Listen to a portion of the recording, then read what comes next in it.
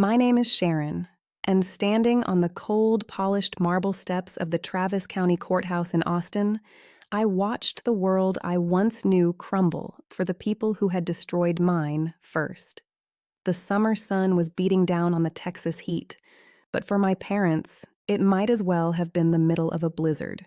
The auctioneer's gavel struck the wooden podium with a sharp, echoing crack, a sound of finality that felt like a gunshot in the heavy afternoon air.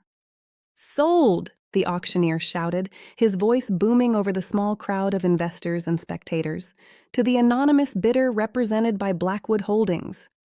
I watched from 10 feet away as my mother, Eleanor, collapsed into my father's arms. Her designer silk scarf, which cost more than my first month's rent in the city, fluttered uselessly in the breeze. She was wailing, a raw, guttural sound that I had never heard from her before. To her, this wasn't just a house. It was the Vance estate, the sprawling 5-bedroom symbol of their social standing, their pride, and their legacy. To them, losing this house meant they were finally as poor as they had always accused me of being. Robert, my father, looked aged by 20 years. His expensive suit hung loosely on his shoulders as he tried to steady his wife, his eyes fixed on the ground in utter humiliation. They were losing everything. Their bad investments, their pride, and their refusal to adapt had led them right to this moment, standing on the steps of a courthouse, watching their life's work be sold to the highest bidder. They had no idea that the anonymous bidder was standing right in front of them. I adjusted my blazer and stepped forward, the heels of my shoes clicking against the stone like a metronome counting down their final seconds of ignorance. I was wearing dark sunglasses, my hair pulled back in a sharp professional bun, a look that screamed executive, not failure. As I reached the bottom step, I lowered my glasses. My mother's wailing stopped instantly. The sound died in her throat, replaced by a sharp, wheezing gasp. Her eyes, red and swollen from crying, locked onto mine. For a moment, she didn't recognize me. Then, the realization hit her like a physical blow. Her face went from a flushed red to a chalky, sickly white. Her mouth hung open, but no words came out. "Sharon?" my father whispered, his voice cracking. He looked at me, then at the auctioneer, then back at me. The confusion on his face was almost pitiable. What are you doing here?" I didn't smile. A smile would have been too simple for a moment this heavy. Instead, I looked him in the eye with the cold, calculated stare of a woman who had spent 10 years building an empire from the ashes they left me in. "I'm just checking on my new investment, Dad," I said, my voice steady and devoid of the shaking that used to define me. "And I think it's time we discussed your move-out date."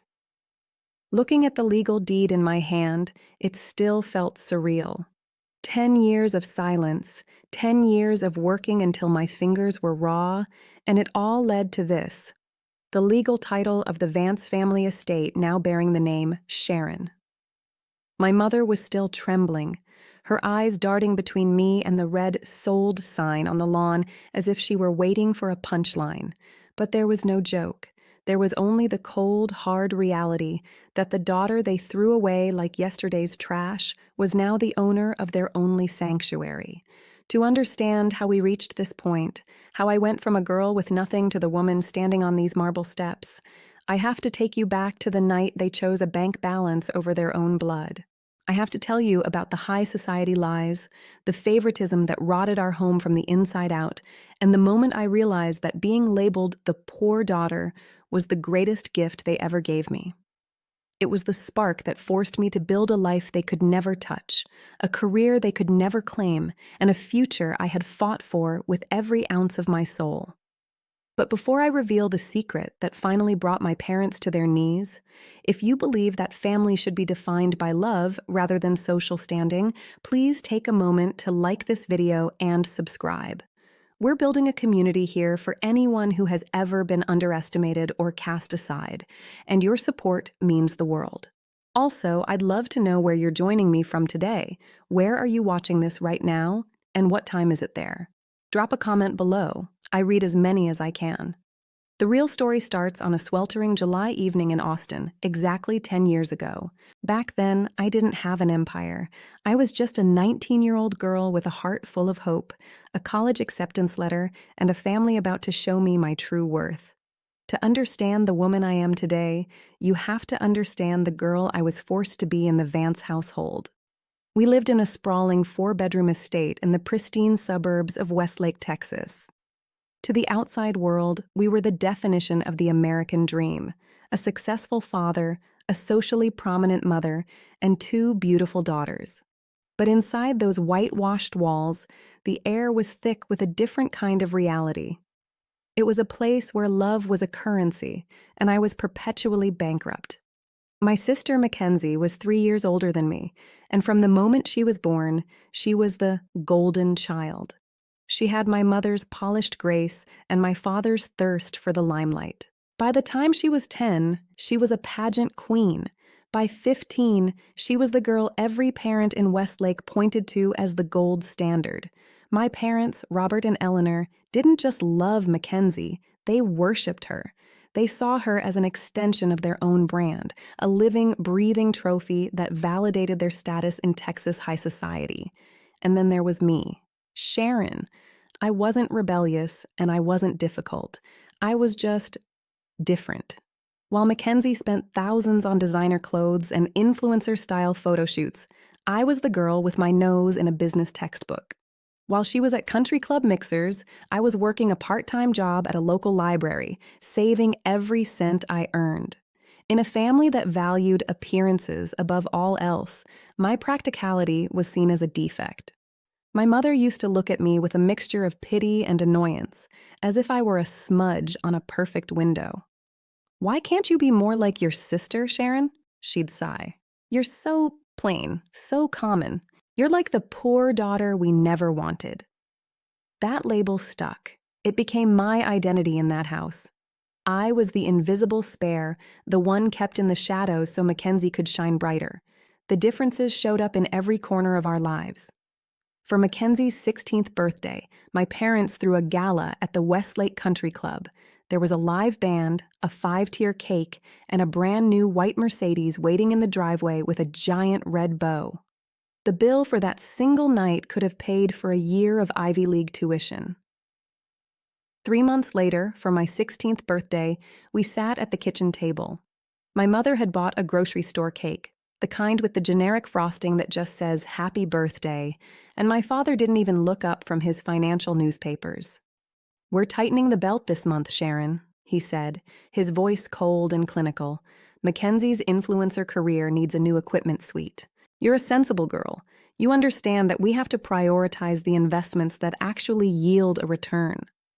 I sat there, staring at the generic cake, realizing that in my father's eyes, I wasn't a daughter. I was a bad investment. But I told myself it was okay. I told myself I didn't need the galas or the Mercedes. I had my secret weapon, my college fund. My grandfather, a self-made man who had started with nothing in the Texas oil fields, had set aside $50,000 for each of his granddaughters. He was the only person who ever looked at me and saw potential. "Sharon," he'd whispered during our Sunday visits, "you have the eyes of a builder. Don't let them tell you you're small." That fund was my ticket out. It was my light at the end of the tunnel. I studied until 2 a.m. every night, maintaining a 4.0 GPA, dreaming of the day I would head to the University of Texas to study finance and real estate. I wanted to build things. I wanted to be more than just a footnote in Mackenzie's social calendar. Then came the summer before my senior year. Mackenzie had decided she was going to be the next big lifestyle influencer.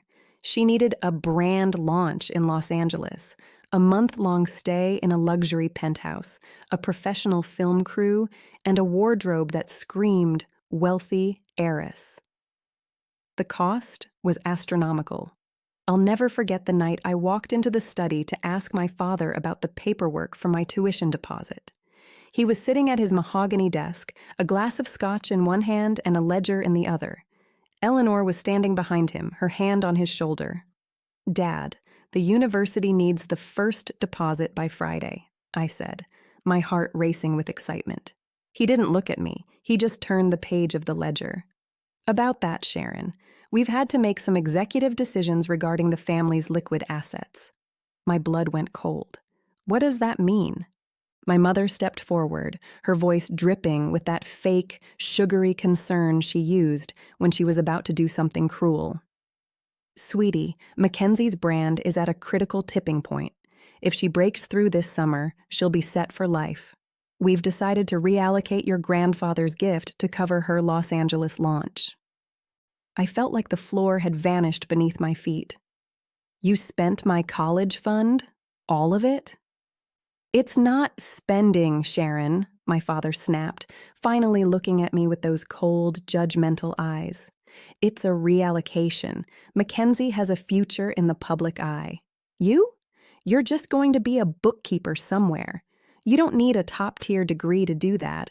You're good at adapting. You'll figure something out. That was my money, I whispered, my voice shaking with a rage I had never felt before. Grandpa left that for me.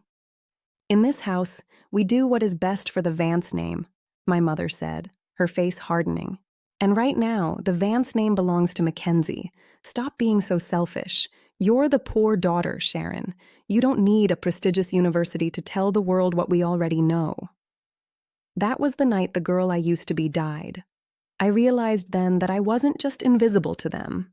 I was a resource to be mined. I was a sacrifice on the altar of Mackenzie's vanity.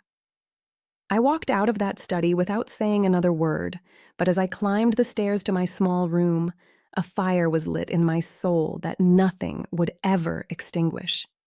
They thought they had taken my future.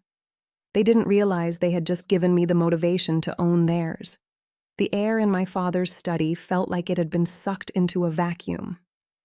I stood there, staring at the man who had just told me my entire future had been sold to fund my sister's vanity. I waited for him to say it was a mistake. I waited for my mother to step in and say that a daughter's education isn't something you reallocate. But the silence that followed was even louder than the betrayal itself. You can't do this, I finally managed to whisper, my voice cracking. That money was specifically left for me. Grandpa signed those papers with me in the room. My father didn't even blink. He leaned back in his mahogany chair, a chair that cost more than I earned in 3 months at the library. Sharon, I've already told you, the papers were in my name as the custodian. Legally, I decided where those funds would yield the highest return for the Vance name, and right now, the Vance name needs Mackenzie in Los Angeles, not you in a finance lecture. So I don't go? I felt a hot tear spill over, but I didn't wipe it away. I've worked my entire life for this. I have a 4.0. I have the acceptance letter. Do you even care about that? My mother, Eleanor, let out a sharp, impatient breath. Oh, Sharon, stop being so dramatic. You're so good at adapting, remember? You'll find a way. Maybe you can take out some loans or just find a nice, steady job in the city. You were always the poor daughter anyway. You don't need the prestige that Mackenzie does. She belongs in the spotlight. You belong in the background. That's just the truth. The cruelty of her words hit me like a physical blow. It wasn't just about the money anymore. It was about the fact that I was an inconvenience to them. I was the spare child they kept around only as long as I didn't demand anything for myself. If you can't sacrifice for the family, my father said, his voice dropping to that dangerous low register I had heard him use on business rivals he was about to crush, then you aren't part of this family. I looked at them, 2 people who were supposed to be my protectors, and for the first time, I didn't see my parents. I saw 2 strangers who had stolen from me. Then, I guess I'm not part of this family, I said, my voice suddenly cold and clear, because I'm not sacrificing my life for Mackenzie's lies. I turned and walked out of the study. I thought I would go to my room and lock the door. I thought we would argue again in the morning. I was wrong. My parents didn't do arguments. They did results. Exactly 45 minutes later, I heard a knock on my bedroom door. It wasn't a soft knock. It was the sound of finality. My father was standing there with two large black garbage bags in his hands. "What is this?" I asked, my heart hammering against my ribs. "Your mother and I have discussed it," he said, his face a mask of granite. "Since you've decided you no longer want to be a part of this family's vision, you are no longer a guest in this house. We've called your Uncle Harold. He's the only one in the extended family who still has a soft spot for lost causes. He'll be here to pick you up. From now on, you're his problem." "You're kicking me out? Now? It's 11 o'clock at night." "Your things are already on the porch, Sharon," my mother's voice called from the hallway. "We've left the essentials. Anything else you left behind will be donated tomorrow. Don't make this a scene." I was 19 years old. I had $46 in my bank account. I watched as my father literally picked up my laptop and my favorite books and shoved them into the garbage bag. He didn't even look at me as he walked past and set the bags on the front porch. I stood on the porch of the only home I had ever known, watching the heavy Texas rain begin to fall. Behind the glass of the front door, I saw my father turn off the hallway light. The house went dark. They didn't even leave the porch light on for me. I sat on those two black garbage bags, pulling my knees to my chest as the damp air soaked through my thin hoodie. I watched the upstairs window, Mackenzie's window. I saw the curtain move. I saw her silhouette for a split second, watching me sit there like a piece of unwanted furniture. Then she pulled the curtain closed and turned away.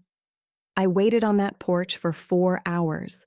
4 hours of shivering. 4 hours of listening to the silence of a family that had erased me in the time it took to sign a check. But as I sat there in the dark, something changed. The fear started to turn into something else.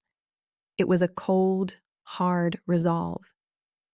They thought they had thrown away the poor daughter. They didn't realize they had just released the only person who actually knew how to build something from nothing. Before I tell you about the man who drove through the night to save me and the secret document he made my parents sign that would eventually cost them their home, please remember that your worth is not defined by the people who fail to see it. If this story is hitting home for you, take a second to hit that like button and subscribe. It helps us keep sharing these stories of justice. At 3:00 a.m., a pair of headlights finally cut through the rain. It was Uncle Harold's old silver truck. Uncle Harold didn't say much on the 3-hour drive from Westlake to his modest home in the outskirts of San Antonio. He didn't need to. The silence was the first kind thing I had experienced in years. It wasn't the heavy, judgmental silence of my father's study. It was the quiet of a man who knew what it felt like to be the underdog. When we arrived at his house, a small, sun-bleached ranch-style home that smelled of cedar and strong black coffee, he pointed to a spare room. "It's not the Ritz, Sharon," he said, setting my garbage bags on the floor. "But the door has a lock, and nobody in this house is going to tell you what you're worth." But I knew I couldn't stay a lost cause on Harold's couch forever. My parents had stolen my college fund, but they hadn't stolen my brain. Within 2 weeks, I moved into the city. I found a studio apartment in a part of Austin that my mother wouldn't even drive her Mercedes through. It was a third-floor walk-up where the radiator hissed like a dying animal and the walls were so thin I could hear my neighbor's late-night television. My bed was a mattress I found on the curb, scrubbed until my hands bled. This was the reality of being the daughter they threw away.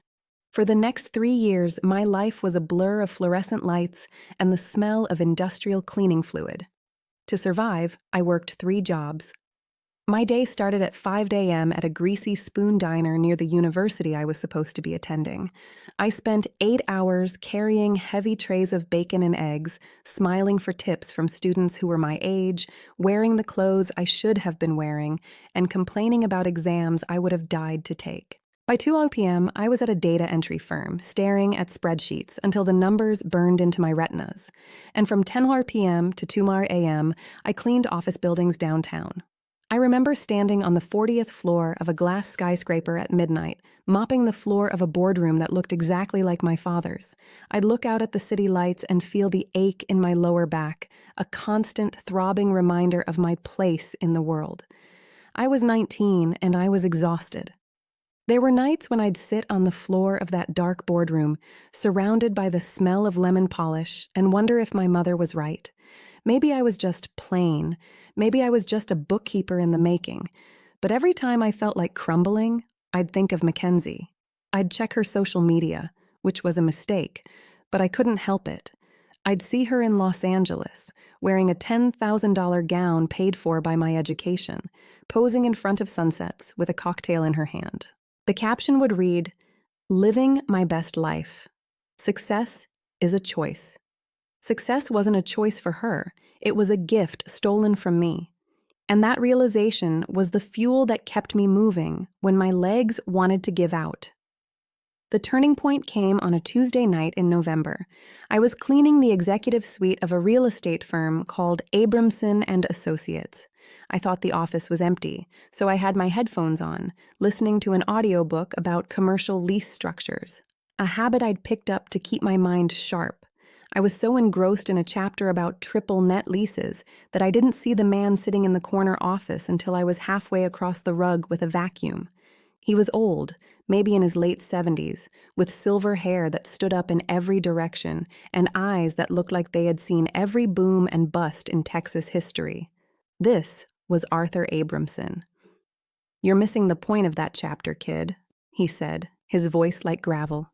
I nearly jumped out of my skin. I pulled my headphones down, my face flushing with embarrassment. "I'm sorry, Mr. Abramson. I didn't know you were still here. I'll be out of your way in a second." "Forget the vacuum," he said, gesturing to the chair across from his massive oak desk. "Sit. Why is the cleaning girl listening to a masterclass on commercial real estate at midnight?"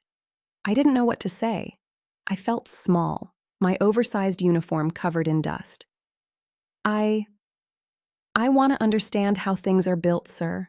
Not just the buildings, but the money behind them." He looked at me for a long time. It was the first time in my life a powerful man had looked at me and didn't see a disappointment. He saw a mirror. "My parents kicked me out," I blurted out, the words spilling out before I could stop them. "They said I was the poor daughter. They said I didn't have what it takes to be in a room like this." Arthur Abramson leaned back, a small, knowing smile tugging at the corner of his mouth. "My father was a sharecropper in East Texas. He told me the same thing. People like us, Sharon, we don't get invited to the table. We have to build the table ourselves.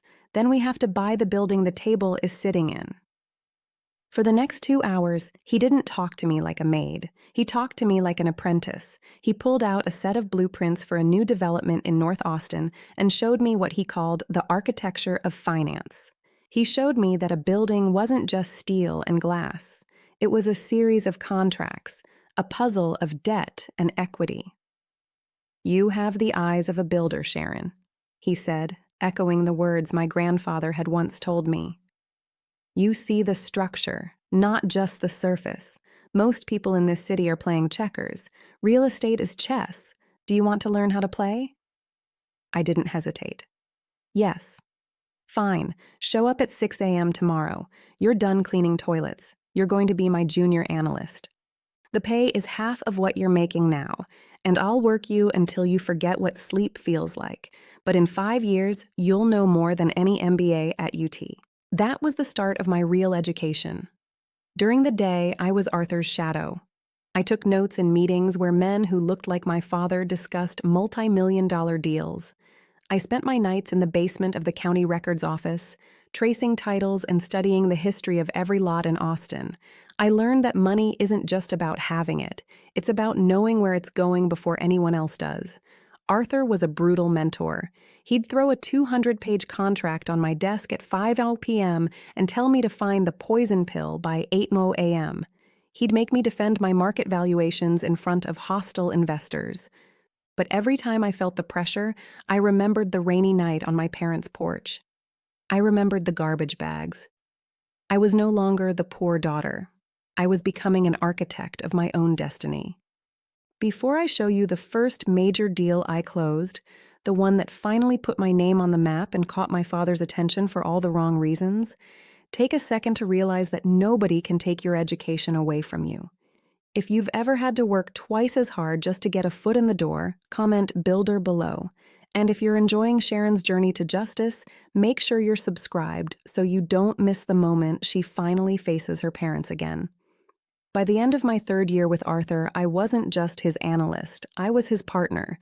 I had saved enough to buy my first distressed property, a small, crumbling warehouse in an area everyone else thought was a wasteland. Arthur tried to talk me out of it, but I saw the architecture he had taught me to look for. I saw the new highway extension coming 3 years down the line. I bought that warehouse for pennies.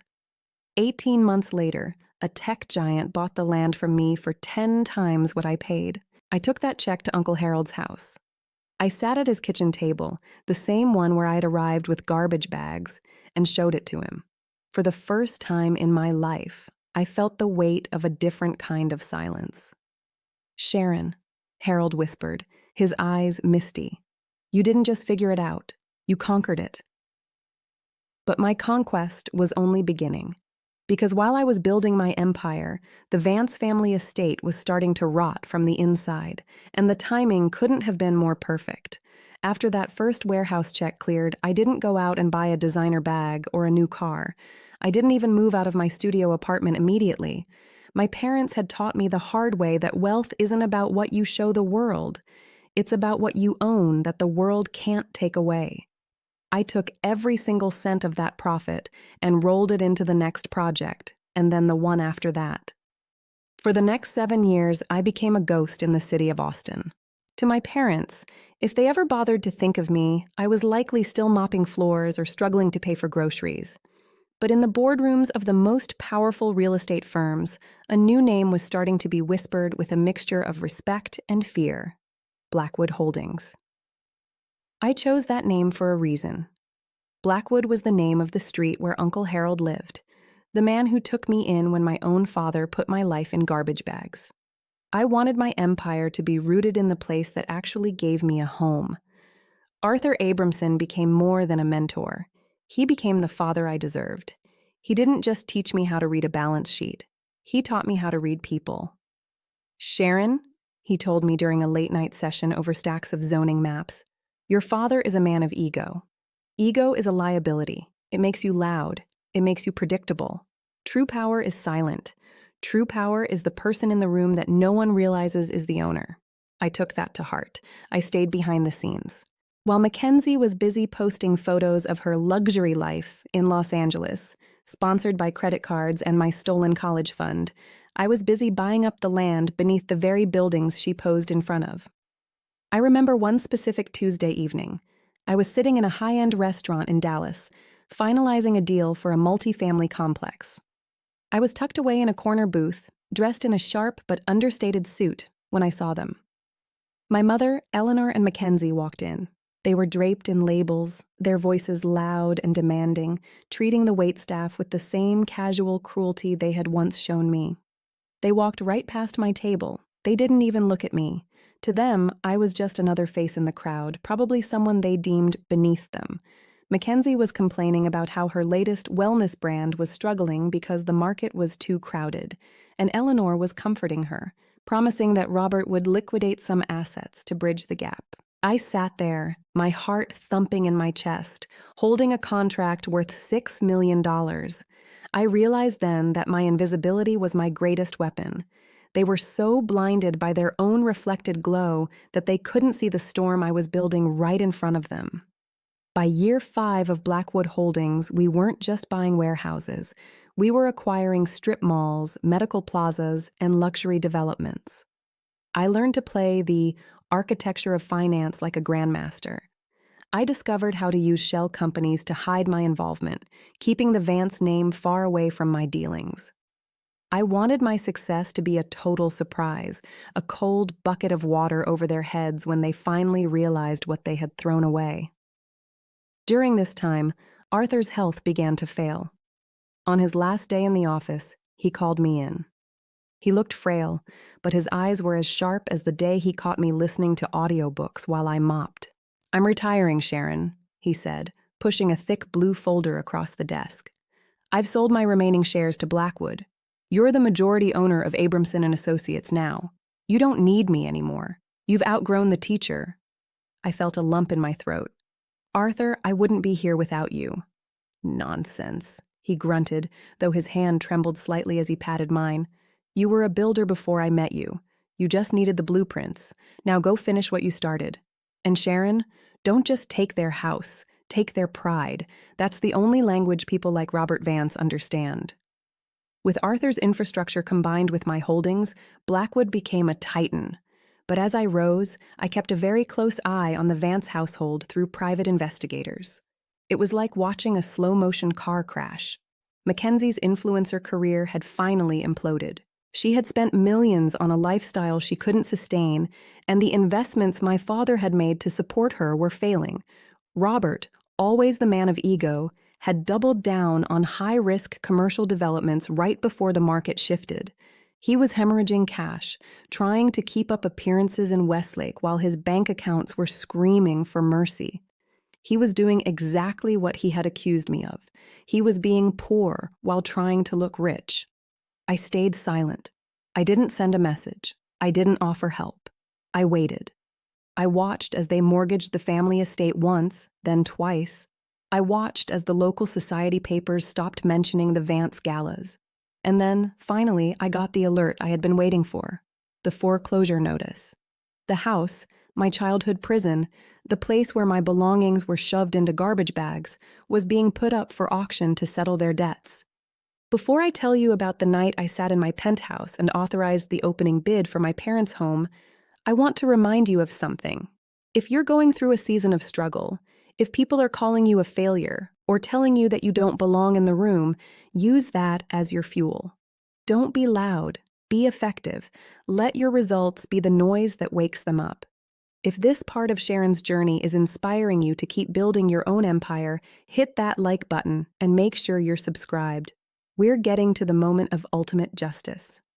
Also, tell me in the comments, have you ever had a mentor like Arthur who saw your worth when no one else did? The night before the auction, I couldn't sleep. I stood on my balcony overlooking the Austin skyline, the city I had conquered in silence. I thought about the 19-year-old girl sitting on the porch in the rain.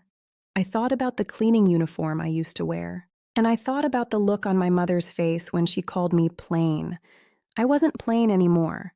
I was the owner of the world they were about to lose. I called my legal team. Bid whatever it takes, I said, my voice steady. I don't care about the price. I want that house. And I want the title in the name of Sharon Vance personally, not Blackwood. I want them to see my name on every piece of paper they have to sign to get out. The trap was set. The poor daughter was coming home, but this time I wasn't asking for a room. I was taking the whole building. While I was silently weaving my empire through the streets of Austin, the House of Vance was beginning to splinter from within. For years, my parents had treated their reputation like a fragile glass sculpture, always polishing it, always terrified of a single crack. But reputation without a foundation is just a lie, and eventually, every lie demands payment. The first cracks appeared in Mackenzie's world. The influencer lifestyle my parents had bought for her with my stolen future was a house of cards. She had the designer clothes, the rented penthouses, and the curated photos. But she had zero business sense. She spent money like it was water, believing the faucet would never run dry. When the market shifted and the wellness trend she had built her brand on began to fade, her followers moved on to the next big thing. Her sponsorships dried up. Her brand launch in LA became a financial black hole. And instead of cutting her losses, she did exactly what my father taught her. She doubled down on her ego. She came crawling back to Westlake, not with an empire, but with six-figure credit card debt and a broken spirit. And my parents, still blinded by their favoritism, didn't tell her to get a job. Instead, Robert Vance started liquidating the family's safe assets to pay off her creditors. He sold off the small commercial properties Grandma had left him. He emptied his own retirement accounts. He was so desperate to keep Mackenzie looking successful that he began making high-risk, get-rich-quick investments in the Dallas real estate market. He was playing checkers against grandmasters, and he didn't even realize he was already in checkmate. By the 9th year of my silence, the Vance name had lost its shine in the Westlake Country Club. The galas stopped. The Mercedes was replaced by a 3-year-old sedan. The whispers in the grocery store aisles weren't about Mackenzie's fame anymore. They were about the foreclosure notices taped to their mahogany front door. I remember the morning I got the alert on my private laptop. My lead analyst had flagged a high-value foreclosure in the Westlake district. When I clicked the link and saw the address, 1402 Oak Ridge Drive, the air left my lungs for a split second. It was the house, the 5-bedroom fortress where I had been told I wasn't enough. The house that had been a weapon used to make me feel small. I pulled up the public records. My father had mortgaged the estate 3 separate times. He had taken out predatory loans to cover Mackenzie's failed ventures, and now the bank was calling in the debt. They owed nearly $1.8 million, and the auction was set for 30 days from now on the courthouse steps. I sat in my office, the glass walls overlooking the city I now partially owned, and I felt a strange, cold peace. For 10 years, I had carried the weight of that rainy night on the porch. I had carried the shame of the poor daughter label, and now the universe was handing me the key to their front door. I didn't feel pity. Pity is for people who fall through bad luck. This wasn't bad luck. This was a harvest. They had planted seeds of cruelty, and they were finally reaping the crop. I called my lead attorney. "I want the Vance estate," I told him, my voice as steady as a surgeon's hand. "But I don't want the name Blackwood Holdings on the bid. I want to use a dormant shell company until the final deed is issued. I want them to think they're being saved by a stranger. I want them to have that one last moment of false hope before they see my face." The fall of the House of Vance was no longer a possibility. It was a scheduled event, and I was the one holding the gavel. The day of the auction felt like a heat wave in more ways than one. The Austin sun was unforgiving, baking the stone steps of the Travis County Courthouse until the air shimmered with a dizzying haze. But the real heat was coming from the small crowd gathered in the shade of the pillars.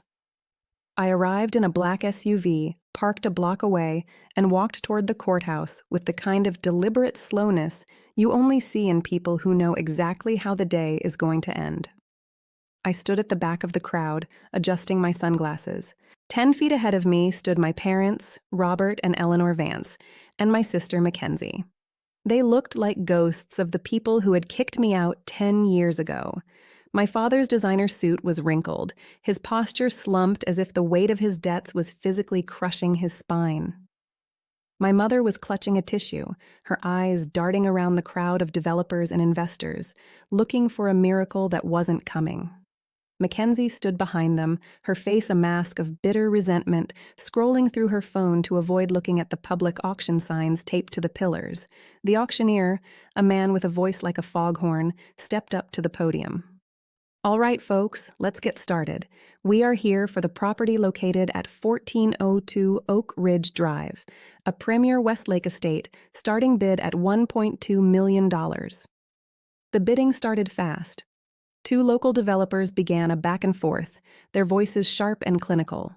1.3, 1.4, 1.6 million. With every increase, I saw my mother flinch. To her, those numbers weren't just money. They were the sound of her social standing being stripped away, dollar by dollar. She leaned into my father, whispering something about saving the legacy, but he just stared at the ground. He knew the legacy was already dead. When the bidding hit $2.1 million, the developers slowed down. They were looking for a bargain, not a trophy. The auctioneer scanned the crowd. 2.1 once, 2.1 twice. I caught the eye of my lead attorney, Jonathan, who was standing near the front. I gave a barely perceptible nod. 2.4 million, Jonathan shouted, his voice cutting through the humid air like a blade. The crowd went silent. My father's head snapped up. 2.4 million was more than the house was worth in the current market, but it was exactly what was needed to clear the primary debt and leave them with nothing but their clothes and their shame. The auctioneer grinned. "We have 2.4 million from the representative of Blackwood Holdings. Any more takers?" He looked at the developers. They shook their heads and stepped back. He looked at my father, who looked like he wanted to scream. There was no one else, no miracle, no high society friend coming to the rescue. Going once, going twice. The auctioneer raised the gavel high. Sold to Blackwood Holdings for $2.4 million. The sound of the gavel hitting the wood was the loudest thing I had ever heard. It was the sound of the front door closing on me 10 years ago. It was the sound of the rain on my garbage bags. And now it was the sound of my ownership. Eleanor let out a sob, a broken sound that made several people in the crowd look away. Mackenzie finally put her phone away, her face pale with the realization that their last safety net had just vanished. They began to walk down the steps, defeated and broken, not knowing that the woman who had just bought their life was standing 5 feet behind them. Before we get to the moment, I finally lowered my glasses and walked into that house as the owner. If you've ever had a full circle moment where the tables finally turned, type justice in the comments. And if you're rooting for Sharon to finally get her piece, make sure you're subscribed for the final resolution. I walked through the front door of 1402 Oak Ridge Drive, but I didn't knock. You don't need to knock when you own the deadbolt. The heavy mahogany door, the same one my father had closed on me 10 years ago, creaked open to a house that felt like a tomb of expensive mistakes. Inside, the foyer was cluttered with half-packed boxes and the scent of desperation. My mother, Eleanor, was sitting on a crate, clutching a crystal vase like it was a life raft. My father was arguing with Mackenzie near the grand staircase. "We have 48 hours, Mackenzie. We need to find a rental, and we need to do it now," he shouted, his voice echoing off the high ceilings. "With what money, Dad?"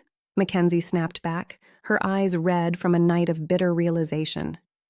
"The bank took the accounts, and the buyer of this house won't even talk to us." I stepped into the light of the chandelier. "Actually," I said, my voice cutting through their chaos like a blade, "the buyer is standing right here." The silence that followed was absolute. My father froze. Mackenzie's jaw dropped. My mother stood up so fast the vase nearly slipped from her hands. They stared at me, not as the poor daughter they had discarded, but as the woman in the tailored suit who held their entire world in her pocket. "Sharon?" my mother whispered, her eyes darting to the legal folder in my hand. "What are you talking about? You work for the company that bought this?" "I am the company, Mom," I said, walking toward the center of the room. I laid the deed on the marble countertop. I saw my father's eyes scan the document, landing on the name Sharon Vance, sole proprietor. "You bought it?" My father's voice was a ragged whisper. "With what? How could you afford—" "I afforded it with the architecture. You said I wasn't smart enough to learn," I countered, stepping closer. "I afforded it by working 3 jobs while you were spending my college fund on a dream that turned into this nightmare. You called me a drain on your resources. You told me I was plain and common. Well, this common daughter just saved you from the street." Mackenzie stepped forward, her face twisted in a mix of shame and old habits. "So what? You're going to kick us out now? Is that your big revenge?" I looked at her, then at my parents. The anger I had carried for a decade didn't feel like a fire anymore. It felt like a cold, hard fact. "Revenge is for people with nothing better to do, Mackenzie," I said. "I'm an investor. And as an investor, I've decided to let you stay. But the terms have changed. You're no longer the masters of this house. There is a small basement apartment, the one you used for the staff we never had. You can live there, rent-free, for 1 year. But the rest of this house? It's being turned into the headquarters for my foundation. You'll be living in the basement of the daughter you threw away." My mother began to sob, but I didn't move to comfort her. 1 year, I repeated. After that, you find your own way, just like I did. As I stood by the floor-to-ceiling window of the master bedroom, looking out over the Texas horizon, the silence of the house no longer felt heavy. It felt like peace. My parents and Mackenzie were downstairs, moving their few remaining belongings into the basement suite, the same house where they once thought I wasn't good enough to occupy a single room. I didn't feel a surge of pride or a need to gloat. Instead, I felt a deep, quiet realization. True wealth isn't built from the bricks of a mansion or the digits in a bank account. It is built from the resilience of a spirit that refuses to be broken. They had tried to define my worth by what I lacked, calling me the poor daughter. But in doing so, they gave me the hunger to build something they could never take away. My journey from those rain-soaked garbage bags to this moment of ownership taught me that family is a choice, and character is the only currency that never devalues. If you are watching this and you've ever been the one cast aside, the one laughed at, or the one told you'd never amount to anything, let my story be your sign. Your worth is not a consensus. It is a conviction. Build your empire in silence, and let your success be the noise that awakens the world. Thank you for staying with me through this journey of justice. If this story moved you, please like, subscribe, and share it with someone who needs to hear that they are enough. Until next time, keep building.